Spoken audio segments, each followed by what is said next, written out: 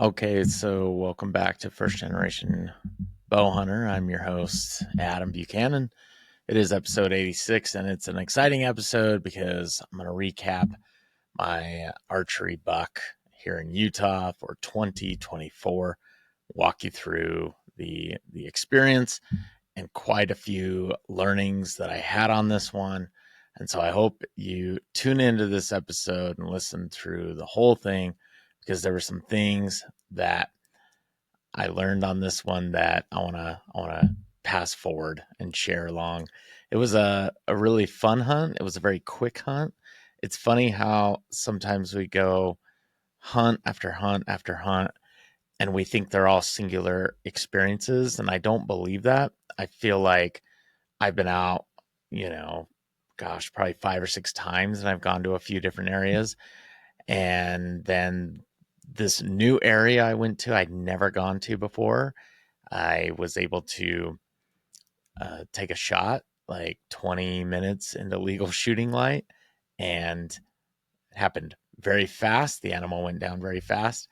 And so it's easy to look at that and be like, oh, that was such a easy hunt. It just happened so quick. There was a lot that went into other hunts that kind of built up to this one. And so I don't ever think that it's like just such a singular experience. It's like there's a whole season that is tied to it.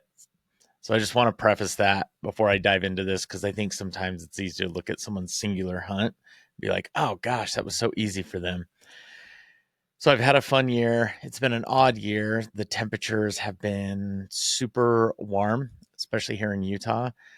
When I went out this morning, I was with my coworker Craig. We went out and got to the trailhead about 6 a.m. and the temperature was 45, which I share because I think it's important to share some of those nuances and details. 45 was pretty cold this time, and it at that time, days, weeks leading up to that, it'd be more like 55, 60. Being up in the mountains, it's going to drop 10, 20 degrees compared to the city. But I just think it's important to kind of share that the temps were a lot colder than they'd ever been. So there's a nice drop there. Always kind of helps, gets animals up on their feet. So I get a bit of a head start. He was just told me to just go ahead. He's like, I'll meet you up there. It's pretty self-explanatory what trails to go on. So I was up on the trail, moving along, not seeing much. It was starting to get light. Sun was coming up. And I was getting pretty excited because this new area for me, and it's cool to take in new areas. And this one just had a lot of sites that there was to take in, long distances, close distances. It wasn't just like so up close. There was just so much to take in. So I was just kind of taking in that scenery, and honestly, we're kind of went in with the mindset of elk. Right now, we kind of have this double season going on. It's called extended archery. And so if you didn't tag out on your early season archery, you can keep hunting basically through end of November for deer and then mid-December for elk. I thought it'd be cool to get into some elk. So I was like, hey, maybe we could get into something here. And I still have this like itch to scratch with elk. So that's where I was kind of, my mindset was going was, it'd be sweet to get an elk. But all in all, we were just kind of happy to get out, and we were just going to take some photos for, some upcoming marketing campaigns and kind of feature some product. One of those products was our game bag at Black Ovis. And we were kind of joking like, well, we got to get an animal down if we're going to, feature the game bag, which in turn we were able to. But really cool area, taking in the sights, and it was pretty uneventful. I mean, I couldn't find anything. It was really quiet, not a whole lot of action. He caught up with me. We're on these e-bikes, and you've heard me talk about this quite a bit. I've done episodes on e-biking. I'll share a few little tips and learnings for the e-bikes, but they are pretty incredible. I mean, they can cover ground really, really fast, and if they're legal in your area, I would explore it. Honestly, it's really changed the way I hunt and has gotten me into things, and they're a lot of fun, even off season.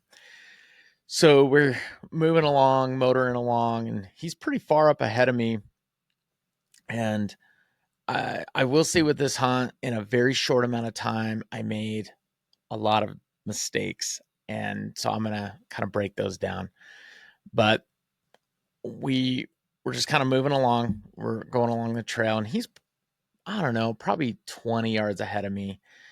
And we're going along, and I look up the hill off this little 2-track that we're on, and there's 8 deer 40 yards up the hill, this really steep hill. And I'm like, oh my gosh.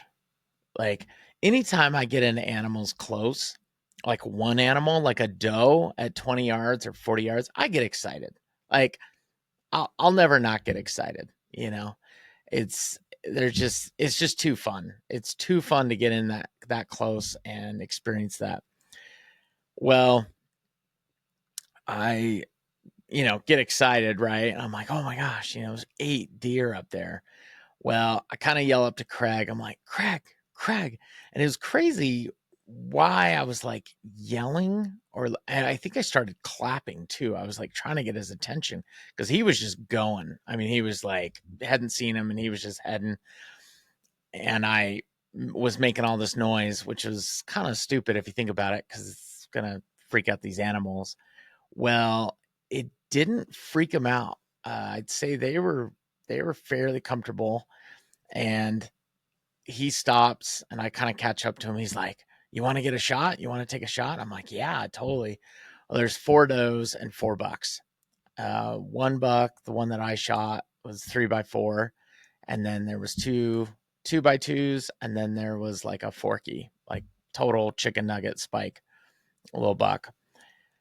Well, I'm like excited, right? And the tricky part when you're kind of doing an opportunistic shot like this, and you have an e-bike, is you've got to take care of the e-bike. You got to get off the e-bike. This is why I highly recommend kickstands. I'm a huge fan of kickstands because when you lay down a bike, it makes a lot of noise, and if you can keep the bike standing up, it just works a lot better, and it's a lot less to fumble with. I also don't like laying my really nice e-bike into the ground and derailleurs and all that stuff. So don't have a kickstand. I haven't installed one on this e-bike yet.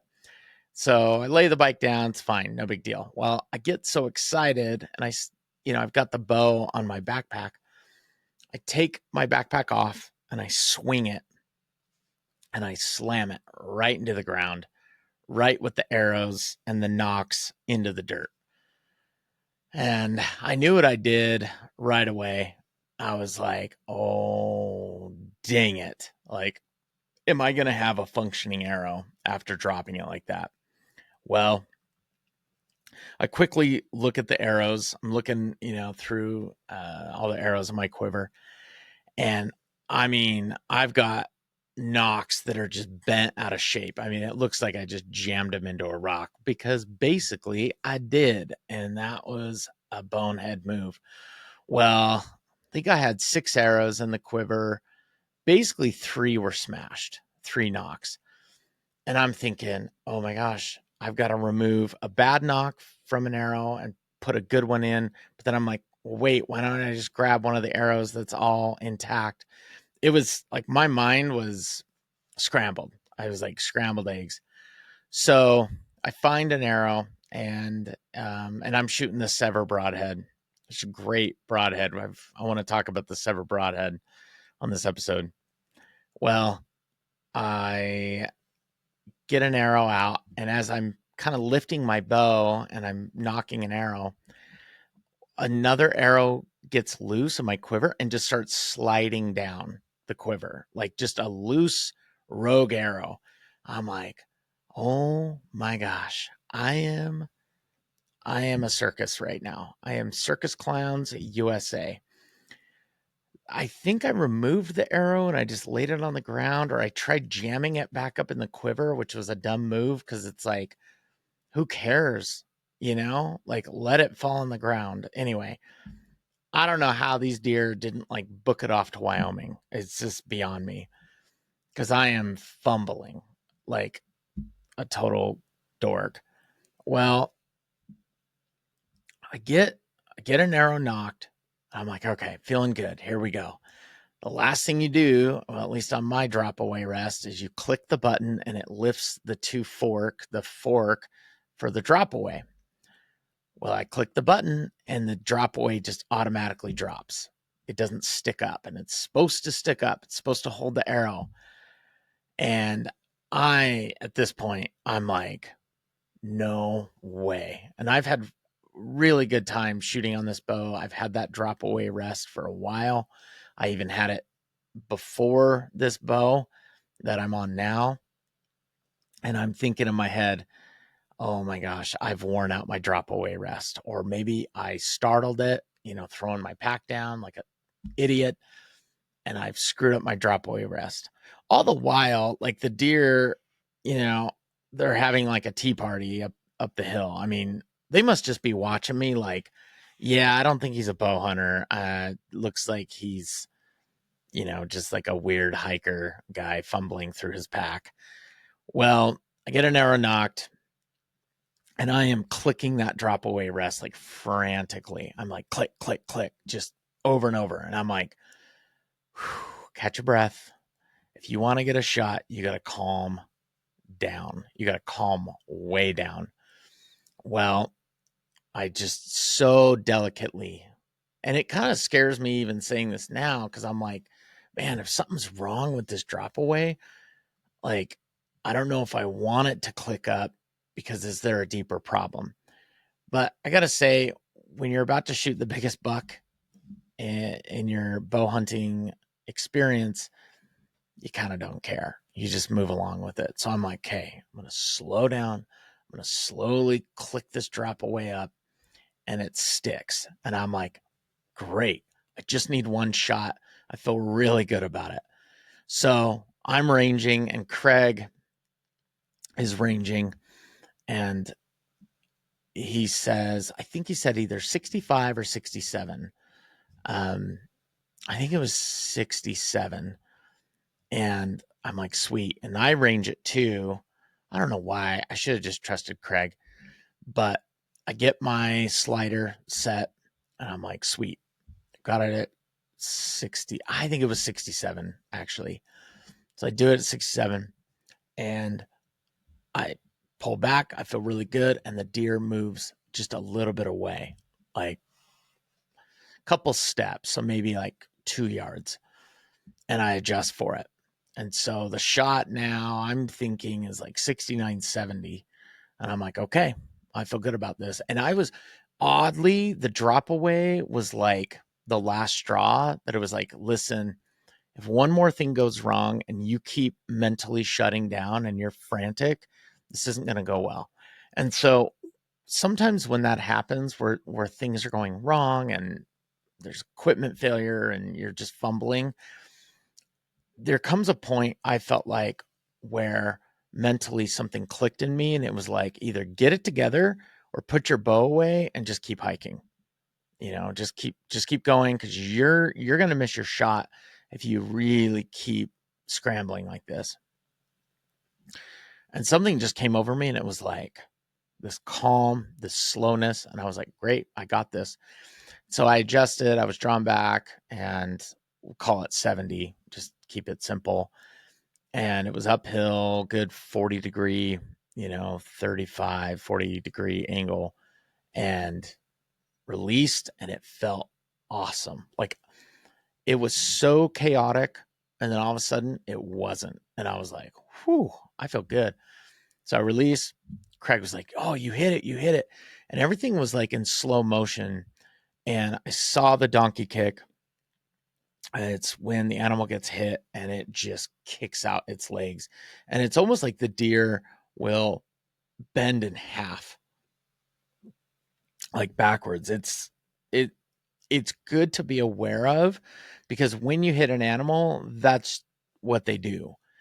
If you don't hit and you got a clean miss, they'll kind of scamper off and they peace out. Or I've even seen this, like I've missed does before, and they'll just like stand there for just a second, not enough to reload by any means with an archery, but they just kind of are like, oh, what just happened? I don't like what just happened. And then they peace out. If they get hit, they are doing something. I mean, adrenaline shoots through their body. They're jumping, they're kicking.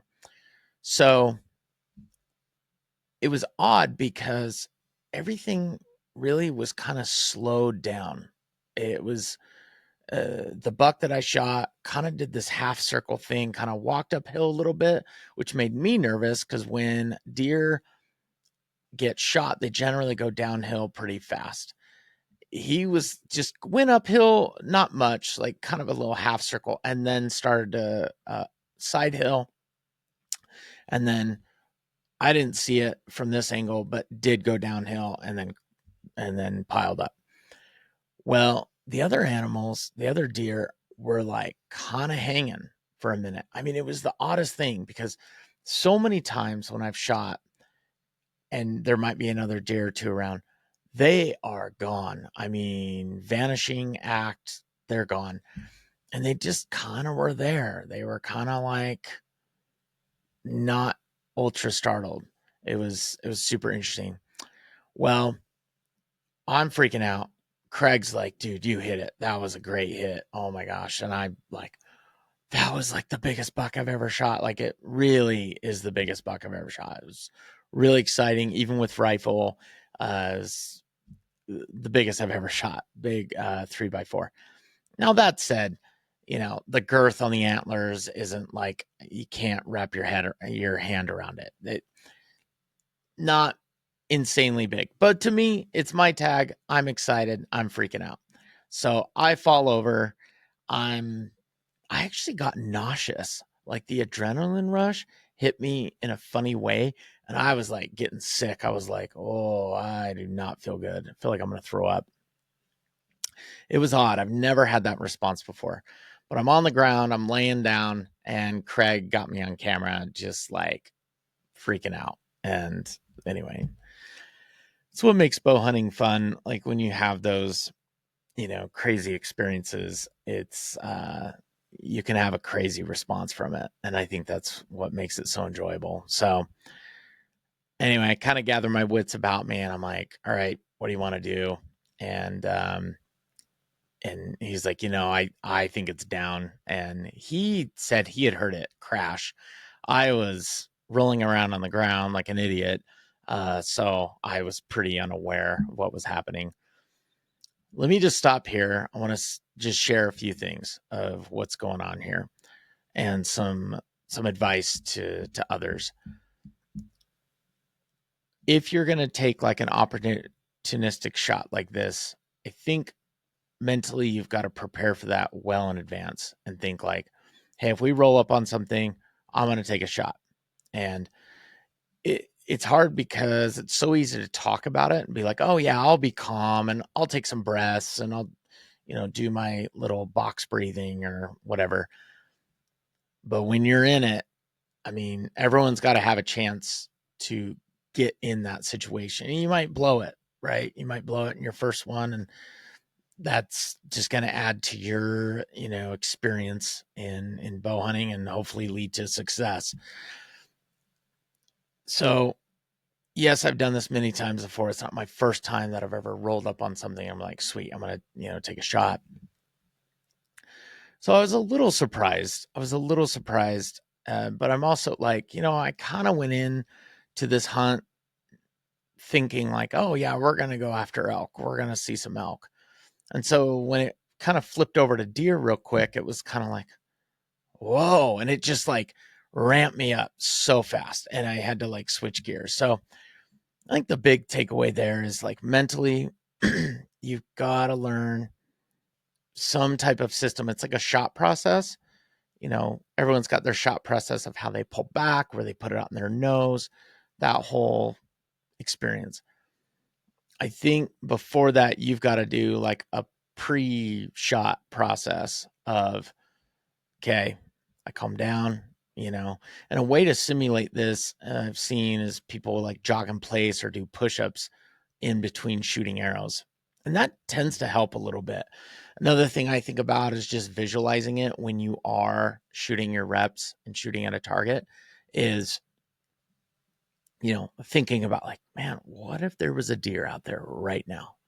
What if it was at that target and I was shooting at a deer and I was, like mentally kind of go through that, like prepare your mind, because there truly is nothing like it. And there's no YouTube video you can watch that's going to be like, yeah, here's what it's like to stand 30 yards from a deer. I mean, we can watch other people do that and be a voyeur, but when you're a participant, there's just truly nothing like that type of education.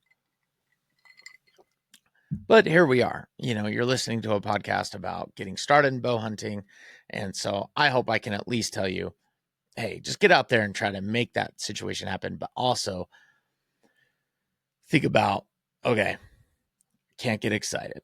It's not the time to get excited. It's the time to prepare to kill an animal with a bow, with an arrow, with a broadhead.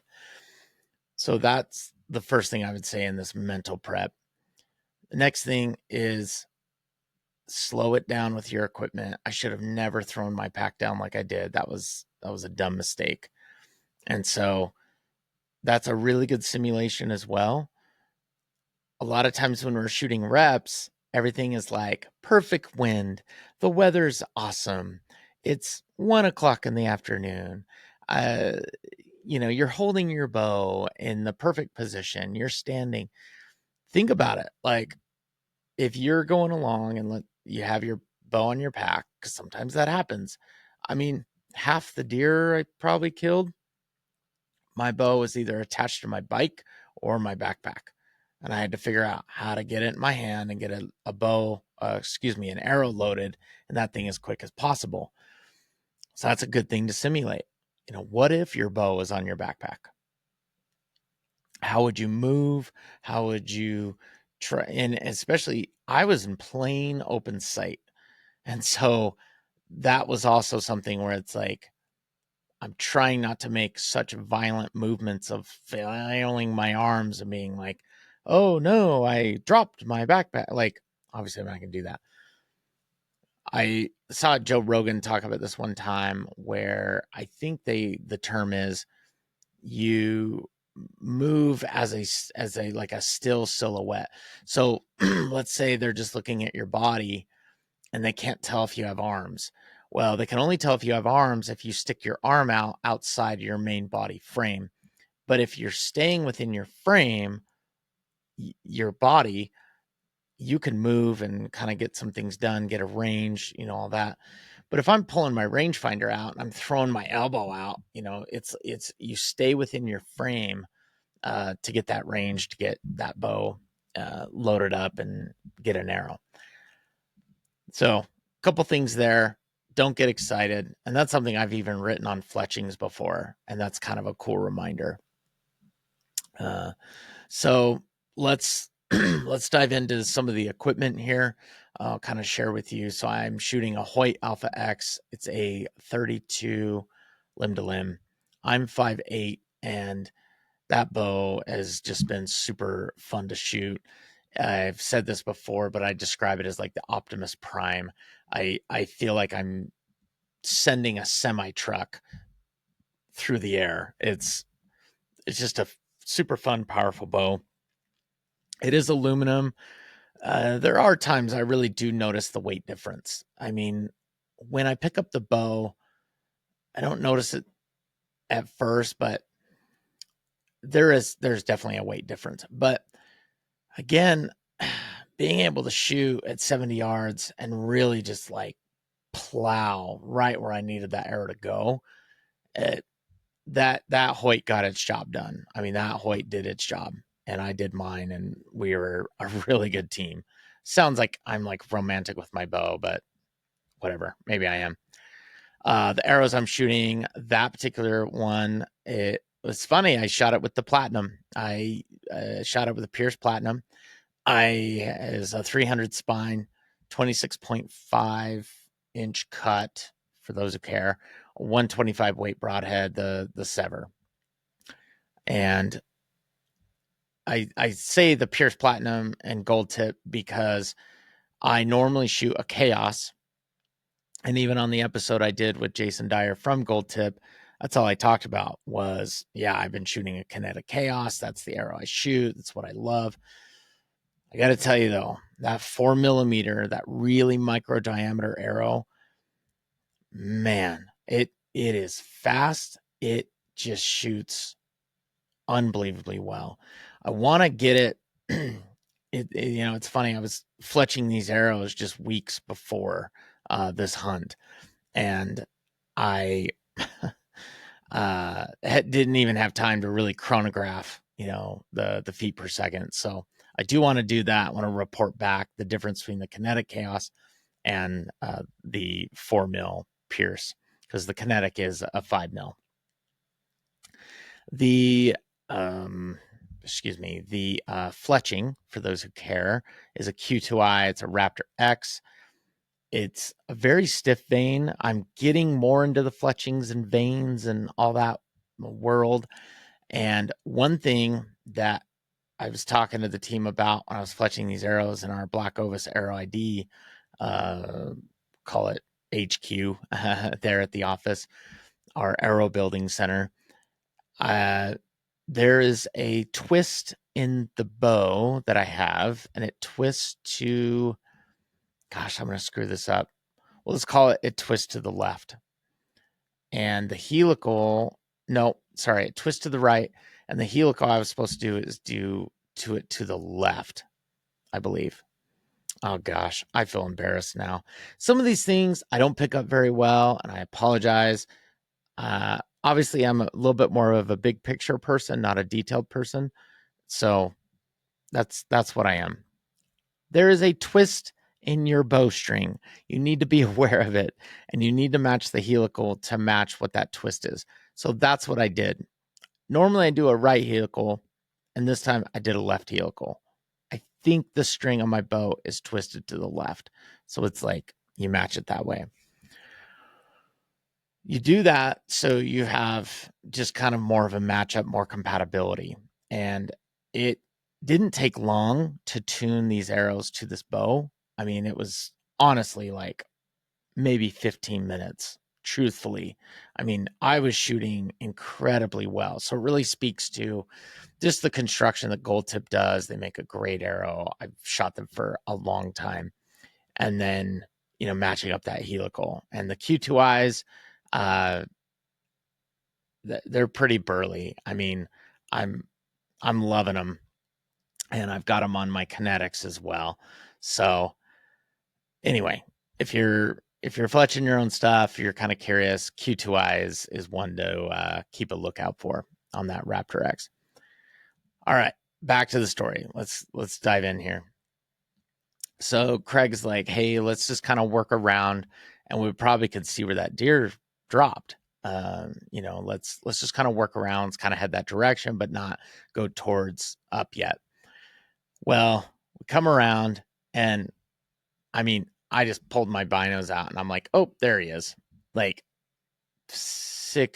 probably 50, 60 yards up from us. It was wild because I've never really like spotted an animal like that so quick from so far away.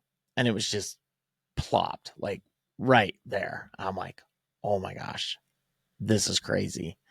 And I'll tell you right now, the thing that gave it away of spotting it so fast was the blood. It was everywhere. I mean, it really created some damage. And pulling it up in the binos, I could just see it so clear. And I was like, oh my. And all I kept thinking of is that Sever is nasty. That is a nasty, nasty broadhead.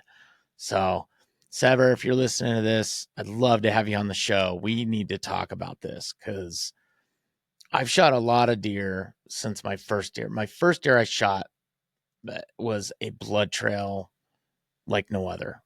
I never had recreated a blood trail like that until now. And so I had a great shot on this buck. Yeah, I mean, he was down in less than a minute, maybe 90 seconds. Just wild. I mean, and total pass through. That those 4 mils are sweet too. They are incredible for penetration and everything. So we get to the buck and I'm freaking out. I'm just like, oh my gosh, is this real? Like, did I just shoot a big 3x4? Like, I've never shot something that big. I've never gotten an opportunity to shoot something that big. No, I take that back. I shot a 4x4 that I did not recover. So I will take that back. That was, yeah, I don't like talking about that one. So we get it. We did the gutless method. The gutless method, let me talk about that for a second. Gutless method is where you just take all the quarters off, and sometimes on a deer, you'll take the guts out and you'll take the deer whole. I kind of like the gutless method because when you're just, you know what parts you want, you know, you can still get to the tenderloins, you can still kind of get to what you need. I will say getting to the tenderloins is a little bit more difficult if you don't remove the guts, because oftentimes when you don't remove the guts, that stomach really expands. It bloats and makes it hard because you do not want to pierce through it. And when you're doing that cut on the back strap, the blade, I've done this where it points down towards the stomach, and there is a chance you can puncture the stomach, and you don't want to do that. It stinks. It's disgusting. It's terrible. So you want to be very, very careful with that. Well, basically what you do, and I'll just kind of share this because the tenderloin is incredible. It's the best meat. It's just a really fun cut. It's something fun to bring back for sure.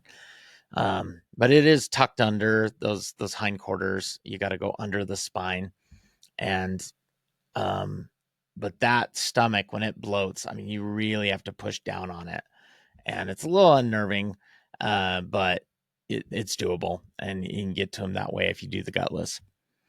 So I'm a fan though. Yeah, I was with Craig, and it's funny when I'm with somebody, I look at it as a way to learn from somebody else. And so I don't really take an assertive role when I'm hunting with somebody else. I'm kind of like, what do you think? What knife should we use? What should we do next? What do you think? I just kind of, I don't know. And in a way, I kind of like that I do that, because if I was so certain on everything and like, well, we got to do it like this and let's do it like that, it wouldn't give me an opportunity to learn from somebody else like Craig, who I just really admire. He's got such a dedicated type of hunting style, and I really appreciate what he does. So anyway, that's just, I think it's great to hunt with people, and that's something I am trying to do more of, and have kind of gotten away from the solo stuff. It's just funner too. Like, it's fun to share that really cool experience. Like, I think back, if I hadn't have been with somebody, I was just by myself and I shot this big buck, I don't know. I think I'd still be excited and maybe take more video. I didn't take a lot of video on this one. I just kind of kept it more still imagery. I don't know. It was fun to share with somebody else. So really enjoyed that. Well, we get it into the game bags, which is great because it worked great for our photo shoot. We're able to get some good content, which is our day job. And then, I mean, we're all packed up, had it in the backpacks. Speaking of gear, I'm using that Metcalf 50 liter bag. It's pretty snug. And, well, is it though? Let me take that back. Yes, there's a 50, a 75, and 100. I've been impressed with the 50. I've been able to do an overnighters with it. So I can do a tent, sleeping bag, and I pack things down pretty small, pretty dang small. And but yeah, I've enjoyed it. It's been a good little pack. I like smaller versus what's the biggest pack out there? How big can I go? And even when you're packing out animals, it's like, I don't know. I don't love the idea of just like the biggest pack ever, because I want to carry everything. Because the thing is, I will carry everything. Like, I'll bring way more gear than I need. So for 2/4, and the head, the Metcalf 50 was great. And if you look at my Instagram, Adam_Buchanan, you can see, I think there's a reel of me hunting out of my Tesla. I was putting the animal in my Tesla. I no longer have an F-150, which is too bad because the F-150 had my First Generation Bowhunter sticker on it, and it was awesome. And now it's gone. So that's a bummer. But the you can kind of see how it looks with the Metcalf 50 with the skull, and then the 2/4. I will say though, like the 2/4, I think, they both had the legs bent when I had it in there, and they fit in just fine. They weren't dangling outside the pack. I also like it's a roll top. I think that's kind of a cool design. Kind of reminds me of a dry bag from like rafting, my old rafting days when I was 10 years old growing up near Durango, Colorado. But yeah, great pack all around. I've been happy with this year. It's that 2024 I've been able to test drive. And so, yeah, I mean, we were packed up by like 8:30, that's with photos, that's with everything. And we hop on the bikes, and we weren't very far from the cars, probably 15 minutes. We're back, and it was a quick hunt. It was a very quick hunt and lots of fun. I mean, it was just like a lot happening in a very short, concentrated amount of time, and just exhilaration. I mean, I was just happy. I was just like thankful for it. I just had all this gratitude, and then the views we were able to take in were just unreal. Just a very, very beautiful piece of area here in Utah, and very thankful to have that extended hunt. So that was my big hunt this year. That meant a lot to me. Very exciting. Get my biggest buck. Let me just say this though, let me rewind on a few pieces. There was 8 deer. There was 8 options that I was able to shoot. I really did want to get a buck. I'm at the point now where I'm like, I really want to get a buck.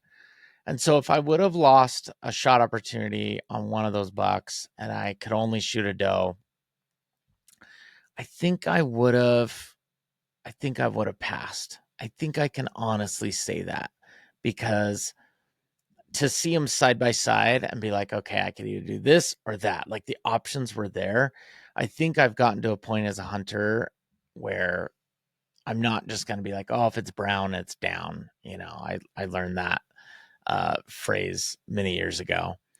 So yeah, it's interesting as my own journey, I guess, as I'm going through, and you're going to go through your journey too. You're going to be like, hey, I just want to get the doe. Hey, it's your tag. If it's legal, go for it. Right. I mean, we're just out there having fun. We're learning.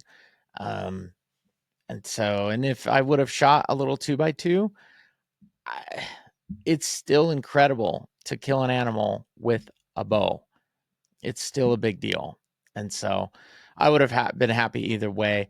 It does mean something though. Like I'm kind of prepping all the deer that I've shot and kind of cleaning them up and getting them looking really good. But I want to put them all side by side, because it all, like the first rifle buck I shot was like a little 2x2. And then last year it bumped up to a 2x3. And then this year is a 3x4. So I kind of want to show that progression, but I've got a lot of does in between all those shots too. So, anyway, kind of cool. Just enjoy the journey. Find out what that looks like for you, what success looks like for you. But yeah, as far as gear goes, just to touch on the e-bike piece for a minute, I bought a Scott Aspect. It's a 29-inch wheel. It's a level 1 e-bike, 500 watt. So it's kind of basic, more or less. Like it's not got the crazy torque that a Quiet Cat or a Baku would have, and it does not have a throttle. So it's purely pedal assist. Well, I left my Quiet Cat at home because I hadn't got my rack installed yet on my new Tesla. And I know it's like silly, I guess. I was going to say first world problems. It's not a problem. It's just whatever. But I got this Scott Aspect because I want to do like more trails in the off season and then possibly see if it could do some hunting because my son is getting a little bit taller, a little bit older. And I'm like, dude, it'd be sick if we both had an e-bike. You could use this one and I can use my Quiet Cat. Long story short, left the Quiet Cat at home, so I don't have a throttle, but there was a really steep hill on this area. And Craig, who I was with, like he just hit the throttle and I was like, oh man, it'd be so nice because you get the gearing and all that, and it's like it's just hard sometimes. So it's really nice to have a throttle. So I kind of missed that. Did not have the fat tires. The Quiet Cat's a 26-inch, 4-inch fat tire. It's awesome. It's just a total power boss. And I was impressed with the 29-inch like mid fats. It's a more traditional like mountain bike tire, width wise. And they did great. Like I had, a lot of meat in my bag. It didn't have a whole deer. I had half, but I was impressed. Like it handled it pretty darn well. I was pretty stoked. So I'm excited to hunt with my son a little bit more because I think we're going to be able to get into some cool places and get him into something, which is exciting. So just a little bit of a gear speak there for those who are kind of curious or thought about, getting into e-biking. I've got, a lot of experience there. I'm on like my 6th or 7th e-bike, honestly. So I've tried them all almost. And when I say try, I mean actual like taking them out into the mountains, onto the trails. I know how they perform and I know what you want to look for and what you can not have to worry too much about. Well, that is my 2024 buck. I still technically can go shoot an elk on this extended hunt. I'd still like to. I mean, they're hard to get into. It's difficult, and I'd still like to try it though. And then I've got a late season rifle elk, which that'll be our 3rd year in this area we've been hunting. We know it very well. You do have to go back about 4 miles, which is a march. It's pretty intense, but trying to get some better systems, pulling sleds, things like that. You can't e-bike back there. So it truly is all on foot or on horse. So horses could be interesting. If you've got horses and you're up for some elk and, maybe get some elk meat out of it, hit me up. It's a pretty cool area. And I think my son would appreciate that. But if not, we'll do the 4 mile. It's it's character building. Well, that's it. Let me know what questions you might have from a hunt like this. Again, it was kind of an opportunistic hunt. It was funny. My boss was like, he's like, oh, you're kind of an opportunity hunter. And I'm like, what other hunter would I be? I mean, if I see an opportunity, I'm going to go. I think what he was referring to is like, sometimes we spot the animal from, mile and a half away in our spotter. And then it's like, okay, then we do this elaborate stalk and then we, this and that. And yep, I get it. Totally. I've had those experiences. Some successful, some not. But this one was like, yeah, there's an opportunity. I'm going to take it. I am an opportunistic bow hunter. Take it or leave it. So let me know what questions you have. You can hit me up on LinkedIn.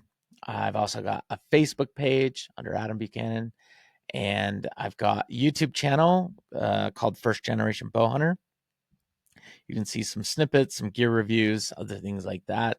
You can send me an email at adam@adamcbuchanan.com, or just drop me a line on Instagram, Adam_Buchanan. I know that was a lot. There's a whole lot going on there. If you'd like a First Generation Bowhunter t-shirt, I'm selling them for $25. That includes shipping. And so it just states plainly in plain font, First Generation Bowhunter. They are made by Next Level Tees, super comfortable, and they kind of bounce back after a wash or two. They keep their form really well. So they don't stretch out. They hold their form really, really great. So I've always liked Next Level Tees. They make awesome apparel. And so that's what I knew I had to choose for my First Generation Bowhunter t-shirts. Well, thanks for listening. This has been episode 86. If you like what you're hearing, drop me a rating on Spotify. It's just like a quick click of the button, hit that 5-star if you're liking what you're hearing. And then if you got a little bit more time, I'd really love a constructive review on Apple. And so go over to Apple, iTunes, go to Apple Podcasts, drop a review on the First Generation Bowhunter podcast. If you're liking what I'm hearing, I did get some criticism about not liking root beer floats. I don't like root beer floats. Hey, that's me. So I don't know why. I could go into that. I think it's just an obnoxious mixture. I just don't think vanilla ice cream should be mixed with root beer. I really don't. Got to keep them separate. That's what I'm sticking to. So, all right. Thanks for tuning in. I hope that helps you with some hunts that you have. And I wish you the best of luck. Hope you're having a great season right now. We are in the season. Super exciting. So I'd love to hear your stories. Let me know what you're learning, what failures you're experiencing, what successes you're having. Give it all. Just give it all up. I'd love to hear all about it. So thanks so much for tuning in. We'll catch you on the next one.